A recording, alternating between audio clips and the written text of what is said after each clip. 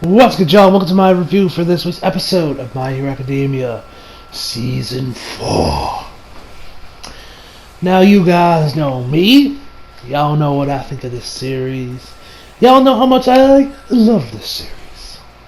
But you guys know that I also equally loathe the Hero Walker community. I fucking despise this fandom. So much so that I have said on multiple occasions that I am honestly embarrassed to admit that I am a hardcore fan of this series because of these fucking people. Today, none of that matters. Today will be a good 20, maybe even 30 minutes of me just gushing about this episode because this episode, ladies and gentlemen, was fucking amazing. This episode got me hype. This episode gave me chills. This episode was fucking legendary, ladies and gentlemen. This episode was without doubt the best Hero Walker episode today. Overhaul is honestly the greatest anime villain since Yoshikage Kira. He is that good. Y'all are gonna see me gushing about this episode. I'm probably gonna come off like a huge, massive Hero Walker fanboy in this video, but I don't give a shit because this episode was hot, and we about to discuss this. So, only problem I have with this episode isn't with the episode itself, it's with Funimation, because this is when Funimation decides not to do the same day simul-dubs anymore. Yeah, there was no dub episode this week. There was a dub version of this episode this week. Literally the biggest episode, well, actually not, the second biggest episode of the series, and this is where you decide to stop. Now, from what I gather, because I looked up on the thread from the tweet of Funimation saying, hey, the episode dropped, just up. A lot of people are saying, of course, the episode got delayed. Now, and some people are saying that we might get to see, now, some of them are saying that we're probably going to go to just, there's a 1 week delay between the dub episodes and the actual sub episodes. I heard, from one guy said that it looks like we're probably going to get both of them next week, episode 74 and 75, or episode 11 and 12 for season 4 next week. So, I don't know. I don't know if this is a case of, when I was with the first episode of season 3, or it just got delayed until, episode 3, I think is when that episode finally came out for the dub, and they continue on the same day simul-dubs. I'm not sure if that, or this is legit the end of the same day simul-dubs for Hero Walker Season 4. I don't know. I hope it's not, because I love this dub cast, and I'd like for the same day simul-dubs to go a little bit longer, because I've noticed a little bit that they're getting a little shorter, actually. The same day simul-dubs for Hero Walker have been getting shorter since Season 2. I've noticed that a little bit. But anyway, with that all being said, I still love this episode. The Japanese cast for this episode is fucking fantastic. We're going to talk about ToGOAT's Japanese voice actor in a minute. Don't you worry about that, because that man deserves a fucking raise. After this episode, Overhaul. Oh my god, Overhaul. Holy shit, that man is fucking GOAT. Man, I love Overhaul. I love his Japanese voice. I prefer his English voice, but his Japanese voice is fucking awesome nonetheless. So sit back, relax, ladies and gentlemen, grab yourself some popcorn, because today, we... So we start this episode off. You got Overhaul along with this other guy, I forget the good dude's name, the dude in the white cloak, saying that they finally finished up the quirk destructive drugs, or whatever you want to call them. Now, he mentions that these are not the incomplete ones. It's those only took about a day for him to recover. These ones will legit kill all your quirk genes and, just destroy them. You can't use your quirk anymore, and you're pretty much just, a normal human. It sounds like I wouldn't be surprised Horikoshi was inspired from this, from all the times in the X-Men universe they've had people come up with, cures for the X gene, and that was, of course, the whole plot of X3 was, trying to, was the cure for the X gene and everything. So, I wouldn't be surprised that's where Horikoshi got the idea from these bullets, because, that's a huge thing about the X-Men is, there's always someone trying to find a cure for the X gene. There's even a thing in, House of X, or not? Yeah, House of X. Yeah, I think it was House of X and Powers of X. That cool comment from earlier on this year. Anyway, so they have the drugs, and how they did this is that they started with preserving the effects of the factors from Ares' body, and because it takes a long time to come up with. And the dude tells it takes way too much time and money, and it says that it took him a month just to make enough for the 5 bullets. Then he says that the only reason is like it takes that one is because they're in this shit lab. When you look at this lab, yeah, it's pretty shit. There's shit everywhere. The floors look like shit. The room looks like shit. There's that disgusting looking chair, which I'm sure that's where Ares' blood is on. You know, I can imagine the cleanup for that is very messy. So it probably stinks of blood. You know, you got papers everywhere. Not even Bruce Banner's little makeshift lab he had in the Incredible Hulk looked this shitty. You know. Anyway, so they walk out, and then we head over to about later. Well, then we head on later into the episode, and they also says that once we get to get with meet with investors, they're going to find a better lab, and the process is going to take a lot quicker to get this drug out. So then after we get through the OP, which I always love hearing into that thing, we head over back to ToGOAT and Twice when they have pretty much had their initiation into the League of Villains, or to Shihei Sight Guy. And Overhaul is like, and then actually, this is actually pretty funny. ToGOAT tells them, which actually you guys might remember my review last week. I mentioned how I didn't know why I low-key kind of shipped Toga and Twice together, in that last episode. Then when I was on Twitter, someone replied to one of my tweets. I forget which one. I don't know if it was the one I posted a thumbnail in, or one of the other tweets where I just posted a few screenshots from the episode last week and said, is it weird that I low-key shipped these two? The dude actually says that this is pretty much. This is Hiroaka's version of Deadpool, Twice, and Harley Quinn. So once I found that out, I was like, Horikoshi, you genius, So that probably makes sense why Loki kind of ship him. Anyway,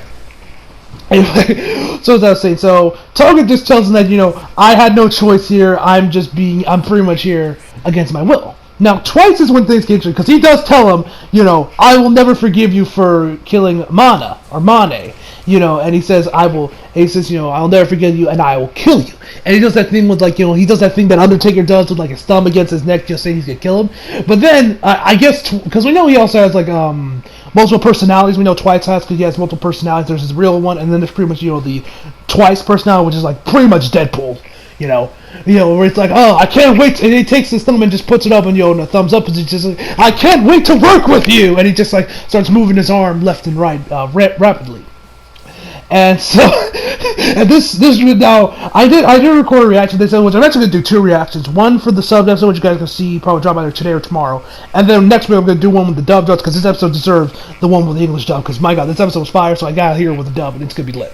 So anyway, the first time I didn't catch this, but when I went back to rewatch the episode a second time before I hit record, man was fucking dying at this point. So he says, yeah, I'm sorry, I didn't mean to kill him. He says him, because when you look at him, that is a big muscular man, is Mane, You don't think woman when you look at him, it's a big muscular dude, This just had me laughing hysterically. So he says, I had to, I didn't want to kill him. And then Twice says, you mean her. And then ToGOAT tells him, don't make that mistake again. Man just started dying. Man. I found that just fucking humorous, So anyway. After that, Overhaul asked them, what is your quirk? So in case anything happens, they know how to work with them a lot better if he knows what their quirks are. ToGOAT says, I won't tell you anything until it becomes necessary, because, she doesn't like them. And Twice is the same thing. He just wants to pretty much kill him. He wants to kill Overhaul for what happened to Mane, and, to start season 3. Or season 4, excuse me. So then, actually, one of Overhaul's guys in the back, also wearing one of those bird masks, says, "What is your quirk?" And and we see these purple circles kind of come towards him, like he's mind controlling them, Which we'll talk more about his quirk, and which we'll talk more about him in a minute, because I got some stuff I got to say about him, and I really dig his quirk. So he asked Twice, what is your quirk? What is your quirk? Like he's doing a Jedi mind trick. So Twice then just explains him his quirk. Twice he needs to, if he clones another person's body, which that would explain. Which you guys might remember, I said some stuff last week about how the hell that what's his name got cloned when he was with Twice when he was downstairs, and I mentioned that might have been ToGOAT's quirk. My dumbass completely forgot that Twice can make clones of other people. So anyway. Twice tells him that he needs their measurements, he needs their height, their chest size, as well as their shoe size, lights up data, and gets a precise image to make sure that he can get everything in tip-top shape for their to get the cloning just right. And so then Twice so after he's done explaining everything, he covers his mouth and is like, I didn't mean to say that. And then Toga looks at him like, I just feel like an idiot or something. And so then he asks her, what about you? And she explains this her quirk about, that she needs blood, that she ingests people's blood, she could turn into them, and how much blood she has is proportional to how much touch she has. She drinks a cup of blood, she can pretty much obtain she can take their presence for up to a day. Excuse me. And but if she ingests multiple people's blood at once, she could transform to each one of them. So I don't know if she can do that on the fly. Like she can say if she took Toga. So say if she took Togata's, Uraraka's, and Izuku and Tamaki's bloods at all at once. I don't know if that means she can legit change to them all at will, or she has to transform back to her base form, then transform to another one. I'm not sure exactly how it works, but I'm assuming that's how it works. I might be wrong. Correct me if I'm wrong in the comments. So then she just covers her mouth too, which for some reason I thought was low-key kind of cute. I don't know why. I think that dude's quirk is starting to affect me too.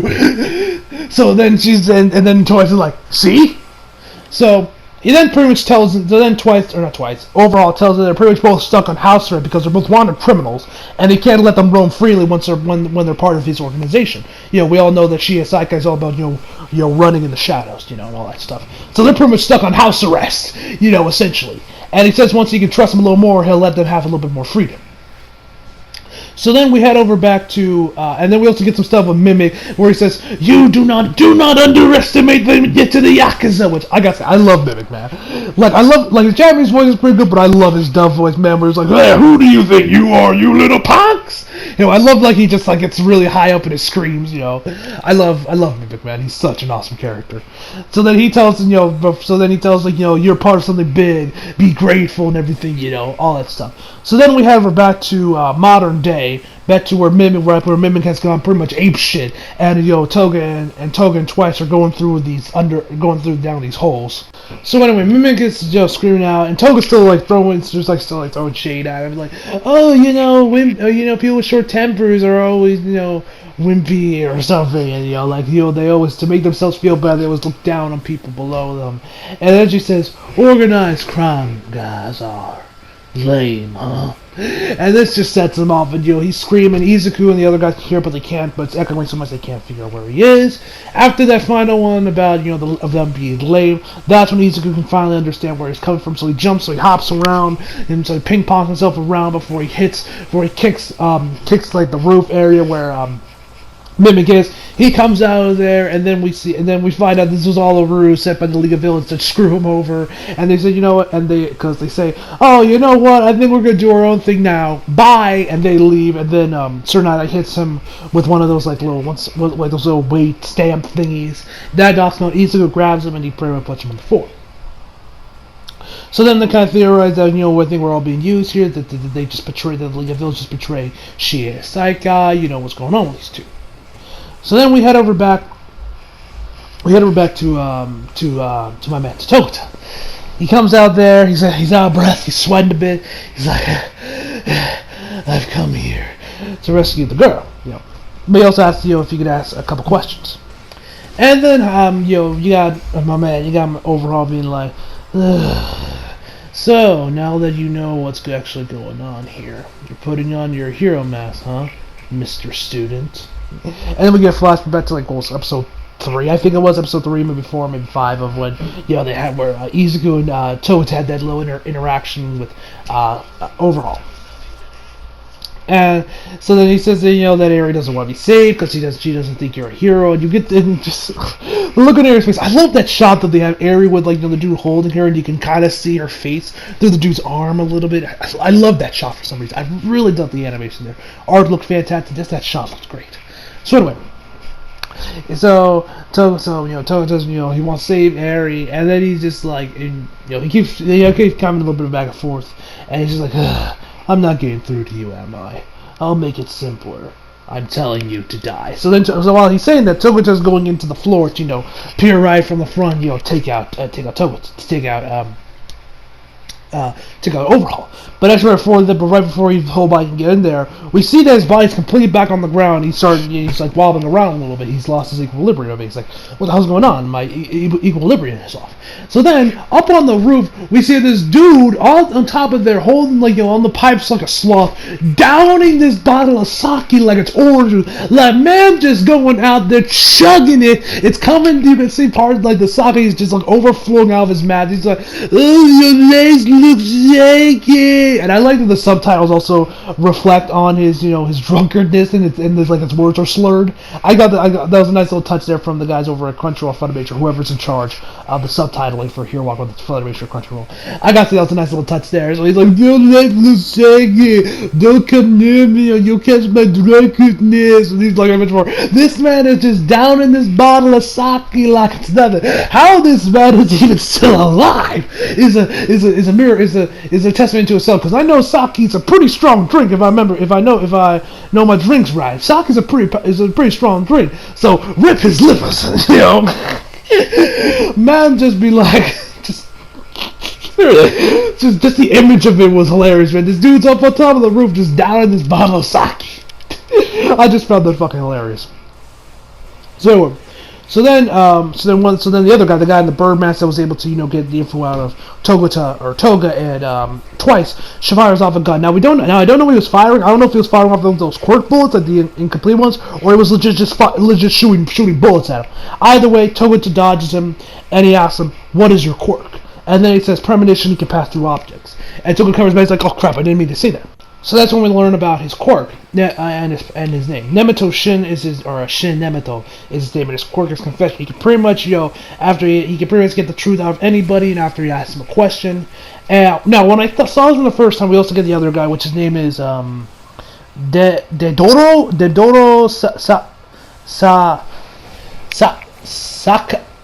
Sakaki. I'm probably butchering that name, but his quirk is sloth, and he pretty much makes people lose their equilibrium. Now back to Nemeto. So as I mentioned before, his quirk is confession. It makes people tell the truth after you ask them a question.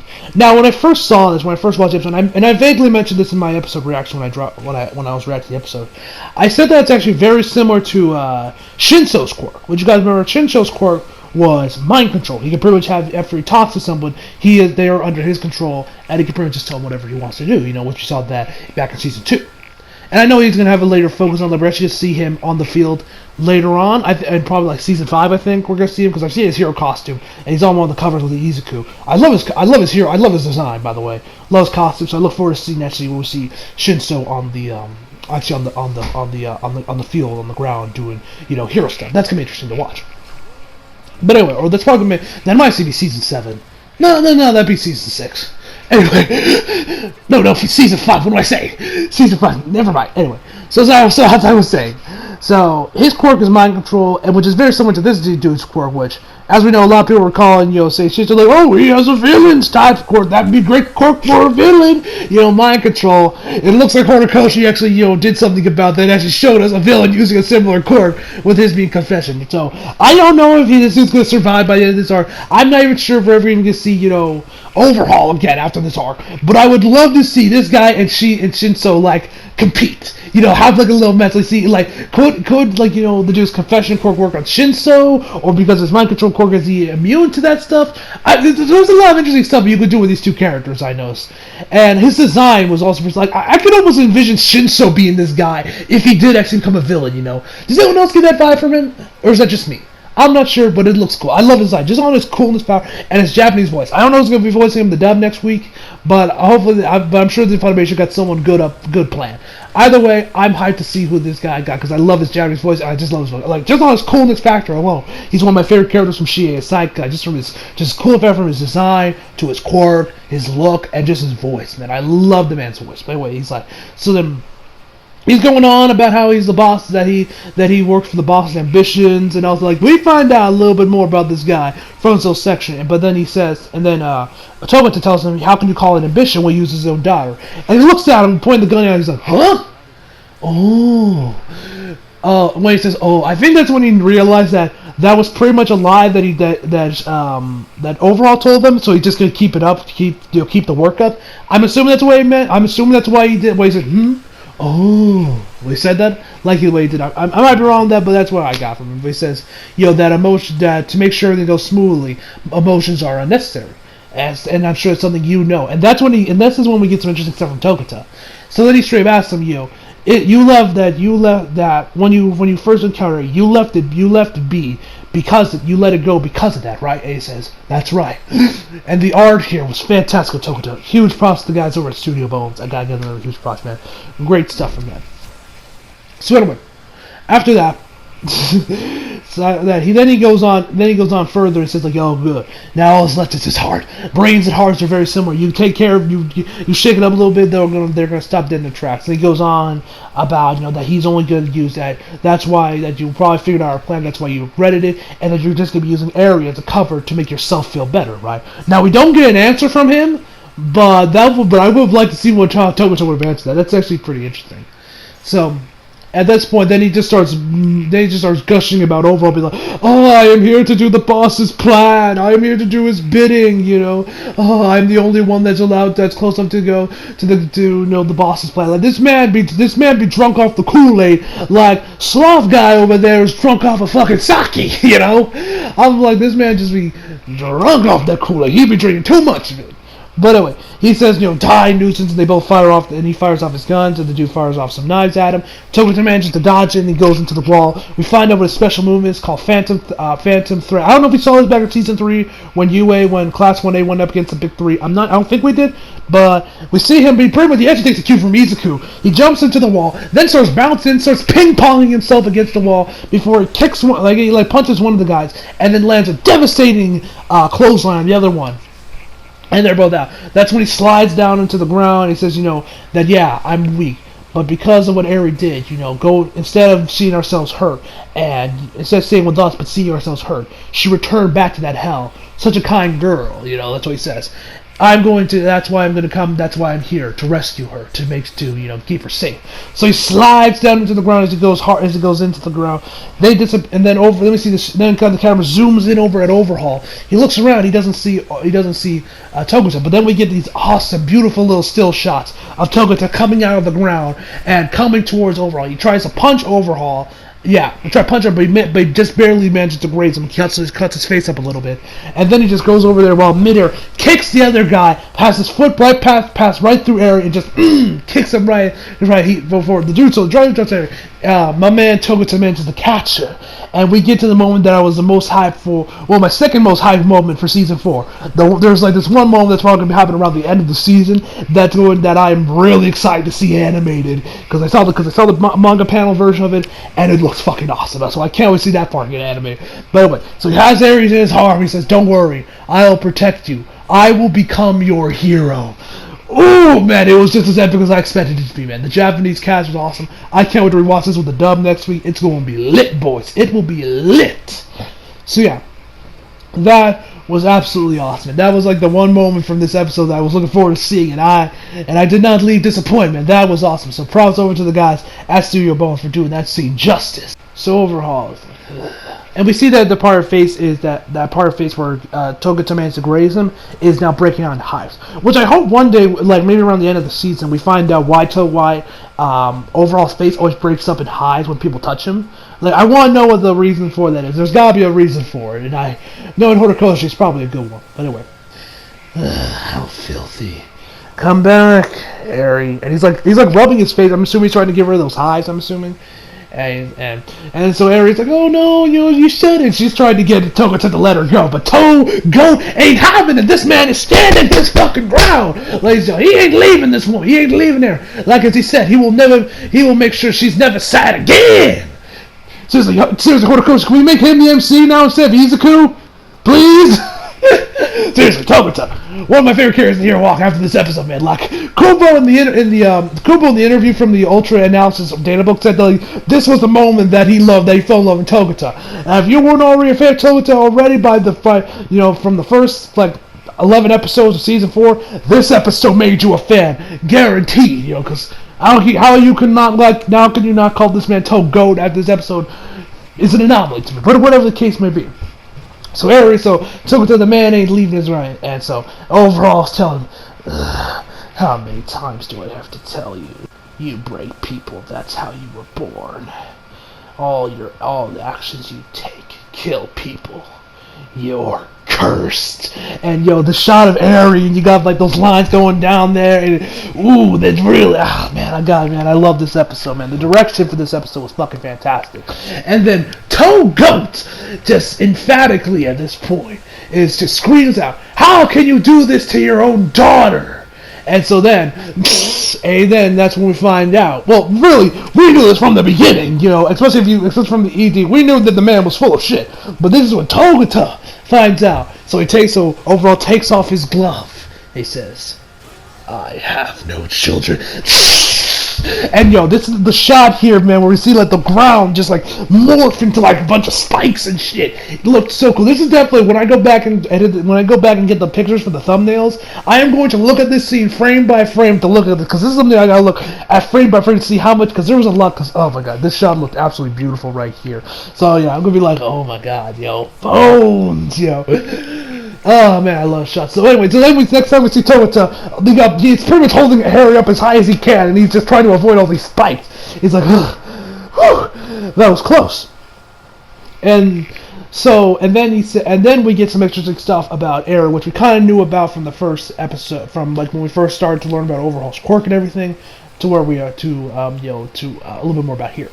So, and then he overall tells me that these circumstances, that he is the only, that if Aerie gets hurt, he is the only one that can fix Aerie, that can fix Aerie, that can heal her. Because even though he has broken her up, time and time again to get her blood out, I don't know why he resorts to just having her explode, or maybe he needs her internal organs or something. I don't know what he needs, but I feel like just taking like some blood would all be enough. I don't know why this man got to go all the way with blowing her up, and then reconstructing her. But whatever, he's a villain. He's part of the Yakuza. He's like, fucking more pain, no pain, no gain. I guess that's his logic, but whatever. So he tells ToGOAT that he's the only one that can heal that, even though he can't, even though that sometimes she doesn't even retain her shape, i.e. she probably doesn't resemble a human, he can fix her up to make her, back to what she was before. Now, how he does this, I don't know. I would low-key like to know what's the exact process for all of this. I would like to actually see the process, even though probably not, because it'd probably be super graphic, you wouldn't see it in Shonen Jump, and it'd probably be hella censored if it was in the anime, but hopefully we do at least see the process, or just give me a detailed description of it, either or I'll take, but whatever the case may be. So he says that, even though I can only one that I can retain her shape, which is probably the reason why she has bandages on her arm and legs. I'm assuming because that's where in her arms and legs, that's where there's like a ton of scarring there, or maybe we see those like little marks of him just trying to reconstruct her back to her original form, and that's all where, and it all leads with her arms and her legs. That's probably why she has bandages on. That's what I'm assuming is the case, and that's probably why she's so scared of hands, or when people use her, or people come to her with their hands, because Overhaul would probably just grab her head and just It's fucking crazy, man. This is some fucking shit. For I'm pretty sure Aerie's like 5 or 6 years old. So for her to go through this, man, this is a fate worse than death. I was like, death, you at least die. But she dies and comes back to life. Dies and comes back to life. And the pain must be excruciating. I don't know if it's quick and painless, or she fucking feels that shit. But whatever the case may be, man, it's some fucked up shit. Overhaul is a hellacious villain, but man, I can't help but love him. But anyway, and at this point, and then he says, she knows, and then he tells that she would know firsthand. And at this point, we see the shot of ToGOAT. Man looking like he's about 2 seconds away from going straight up fucking Super Saiyan, man. It looked hot. It looked amazing, man. It was absolutely just, I can only bet this, like I mentioned before, when we saw Shigaraki's face at the end of Season 2, in the manga, that was Berserk quality art. I wouldn't be surprised if here was once again Berserk quality art. With the shot ToGOAT with his eyes and swirls, and he just looks super mad. He's just it's about to go Super Saiyan any second now. It looked, it looks so good. So anyway, then the other guy comes back up. I forget his name. He comes back up and he starts firing off some. And he has his gun pointed at him, and he tells him that he's surprised how much control and how precisely ToGOAT can use his quirk. He says that he must train hard. So he tells Overhaul tells him to aim for the arm that ToGOAT is holding Aerie with. So he has his gun pointed up, and he tells him, and he removes the the spikes he has already up to remove his stream, and he goes over there to fire off against ToGOAT. And we also I don't think we've learned what the dude's quirk is yet, because I don't think we have, because ToGOAT mentions how he doesn't want to be on the receiving end of that dude's quirk, which I don't believe we know it. The dude in the white cloak's quirk yet. But anyway, he tells Eri, sorry about this. And the next thing we see him, the dude fires off 2 shots, and we see that ToGOAT actually has his cape ripped off, and he's using it as like a shield or like a cloak to make him miss. So next time we see him, his cape is wrapped around Eri, and he's like, "What the hell? I thought a hero's cape was meant to be used to make them look cool." So the next time we see ToGOAT, he's running, he comes out from behind Overhaul and just punches him. Like, Overhaul tries to defend himself by putting his hand up, but ToGOAT just goes right through him, just nails him right in the face. Looked absolutely amazing, brilliantly animated. Once again, gotta give huge props to Studio Bones. So then at this point, the music starts to swell up, and this is when the episode got fucking hot, man. So after he punches,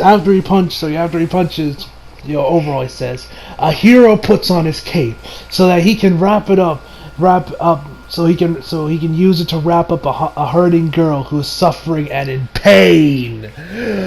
Yo, with that music, that's some powerful shit, man. I don't know if Horticulture got that from some old Superman comic or what, but yo, that is some powerful shit, if you ask me. As a massive Marvel fan myself, that is some powerful shit. Like, yo. So he's set down to the ground, and he says, you want that. He's like tells him, like, that. He starts, like, actually start praising Overhaul a bit, say, like, he's so agile, and he's just mere Yakuza. He's strong. But then he punches, and then he comes out of the ground again, punches him again, but he says, I am stronger. I will defeat you, Chisaki, or whatever. He said something, but he said his name, Chisaki. And Overhaul tells him, don't say my name so casually. I threw it away. And then we get this flashback back to when Chisaki was a kid, where he met up with the leader of Shiea Saikai. And he says, if you got nowhere to go, come with me. So then we get time skipped back to where he's like, I'm assuming about like maybe a few months, maybe 6 months, because he looks about the same as he does now. He just doesn't have the beak mask, he's just wearing a normal black mask.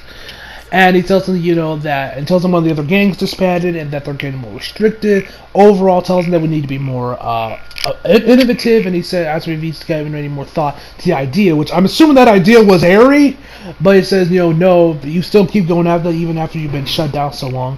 You can't lose, I forget exactly what he said, but he was like, you can't completely abandon the way of a human. That's the end of chivalry in you. And no one will follow a demon with no heart.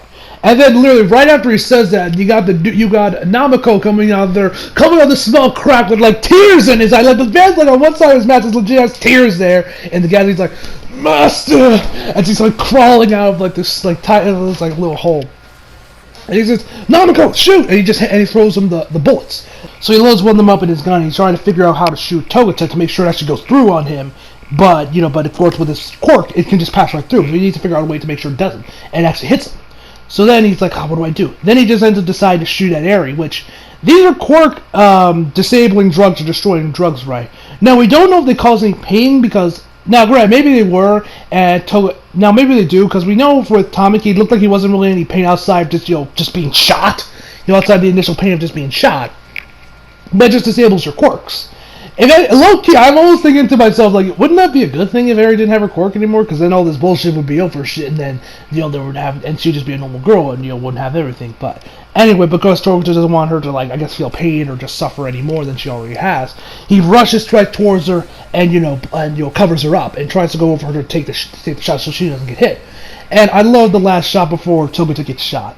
It's him looking at Eri with a massive smile on his face. I just love that shot, man. I absolutely love that. That was so awesome. I love that. So then he gets shot. We see, and then we had a flashback back to when ToGOAT was a kid. He's in the water, almost about to drown, but a hero managed to save. And then we see his dad. Does anyone else think that ToGOAT's dad low-key looks like a cartoon character from the 50s? Like, doesn't he have that look? Like with the pointy nose, that hair. He looks like a cartoon character from the 60s, honestly. He legit looked like a character from the 60s. I don't know. He legit looks like the character you would see on top of a gas station, as like their mascot or like some a tire company. Does anyone else get a look from him, or is it just me? I don't know. But anyway, so the hero rescues him, and next time I see him, he's like, "Oh, I want to be a hero and save people." So then his dad picks him up and says that because their quirks are so difficult to use, so I'm assuming his dad also has the same quirk as ToGOAT, that he pretty much just gave up on being a hero because it's too hard to control, which it really is. A quirk like that, really takes a special kind of person that's really dedicated to becoming a hero to actually use efficiently. Because we know how well ToGOAT uses it, but that is from years and years of practice and of trying to master this quirk.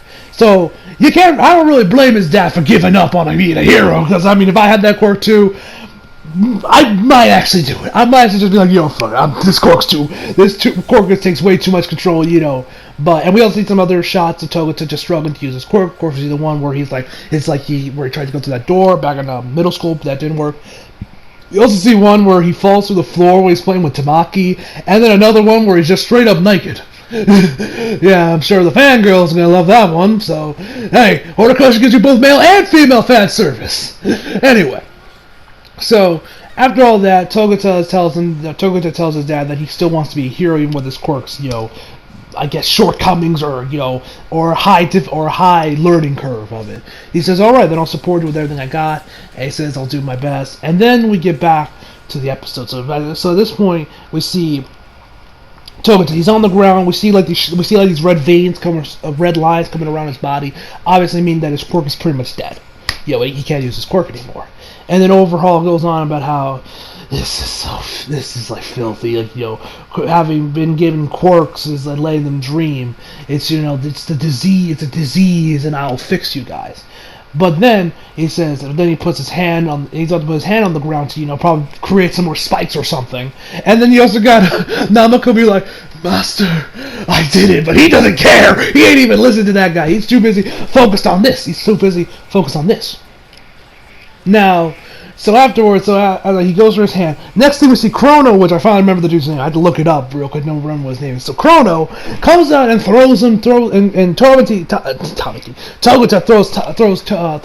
Chrono right at him, and so he just pushes him out of the way. But that's when ToGOAT says, he says learn your opponent, figure them out, predict them. He punches him right in the arm, which that must have hurt. Punches him right in the arm, gets a couple, and then before Overhaul's other glove on his other hand just disintegrates, he goes for a hit, and he lands a couple extra attacks on him. And he tells her, I will take you down, she's the key. And he says, I thought I told you I threw that name away a long time ago. And we see more specs come out. Now, from here, I wouldn't be surprised it ends up going in a little bit of some controversy, because from here, they use a lot of still shots to show up the rest of the fight. Now, I wouldn't be surprised if some people are going to be complaining, like, oh, this is lazy, oh, why didn't Bones animated? I actually like that they used still shots here. I thought it was really good. I thought with the music and everything, I think it just added a lot more to the fight. Now, yes, would have been cool if this was fully animated and we had some hardcore Sakuga of ToGOAT just bouncing around, dodging all this stuff. Yeah, sure, it would have been cool. It would have been hype. But I liked the fact that they actually went with the still shots and just pretty much just adapted the manga one-to-one at this point, because I'm assuming that the still shots that were used here were the exact same panels that were used in the manga. So I actually don't mind. I actually kind of like the idea. I actually like the idea that they use still shots for this fight, especially with the music behind them. I thought it just adds to the fight. I thought it just overall looked really cool. Whether this was a decision from the episode director or the series director, whatever idea with it, you got my approval, man. I actually really liked the fact that they use still shots here. And at this point, and then next time then Overhaul is like, how is he? Or it might have been Chrono. They're just wondering, how the hell is this man still standing? How is he still fighting? He lost his quirk. He should be on the ground, be defeated. Of course. And they're asking him what he is, and you see this panel, and you just see the shot ToGOAT charging at him. They got extra lines around, and everything looks so cool. The detail looked amazing. And this episode pretty much also showed us that, well, yes, we know about the madness in Izuku and All Might. We've seen this countless times, and we even see that a little bit with Kirishima. But this episode showed us the madness within ToGOAT to save people. And even though he lost his quirk, he is still Lemillion. He straight said I'm still Lemillion, and punches Overhaul once again. It looked amazing, man. he says, "Oh man, I love that shot." Where he's just like, I'm the man. And everyone's like, "Well, like, how was he still standing?" And that's just the madness he has as a hero, man. Look at it. So then, once we get back to normal animation, we see that the man is beaten to shit. His costume is completely ripped to shit, and then there's a spike right inside his like midsection, and he's bleeding a bit. And that's pretty much where the episode ends, at least for that current second. Go to the end credits. We then get a post-credit scene. ToGOAT just pushing his arm out, pushing out that spike, and I forget exactly what Overhaul said, but then we see that the wall cracked, and out comes my man Izuku. I actually saw the manga panel for this like about a year ago on Viz's Instagram page. It looked amazing then, but seeing it animated, holy shit, my god, it looks fantastic. So once again, props to my boys over at Studio Bones. Great stuff, man. I love this show. And that is where the episode ends. We get a next episode preview, show up the next episode preview, which I'm definitely going to be rad to that because that's going to be lit as well. And and then we got something interesting. It says certain I can't see the future, and that Eri and my futures are, and that's where it ends. It just says go beyond plus ultra. So I'm curious what that means. Could this mean that in the future, maybe ToGOAT or Sir Night sees Izuku's death in the future? He maybe sees that Izuku dies an unspeakably gruesome death like All Might. Could it be that they sees Eri's death? We don't know. We'll find out next week probably. Now, before I end this video, which this video is already getting really long, 40 minutes. So yeah, but there was a lot to talk about here in this episode. One thing I want to talk about real quick is: do I think ToGOAT is permanently lost his quirk?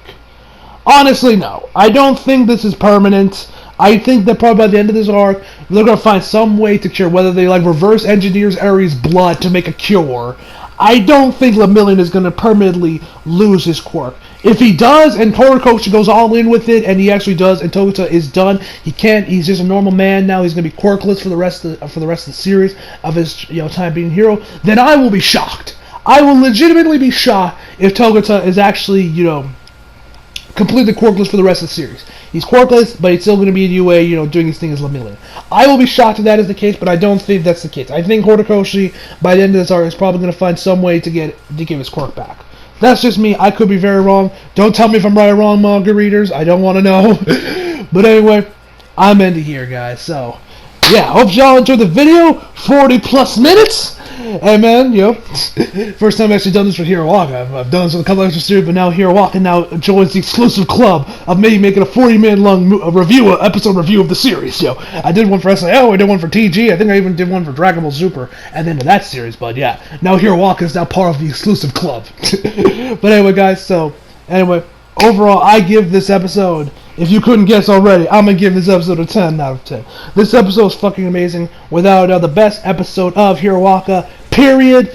For at least for now, until we get to the end of the series and we get to the end of the season with my man Izuku. Whoa! You anime onlys ain't ready for him. No, sir. But anyway. So hope y'all enjoyed the video. Leave a like if you did. Subscribe if you're new. Follow me on Instagram, Twitter, flag links down in the description box below. And as always, come back for more. See you guys next time.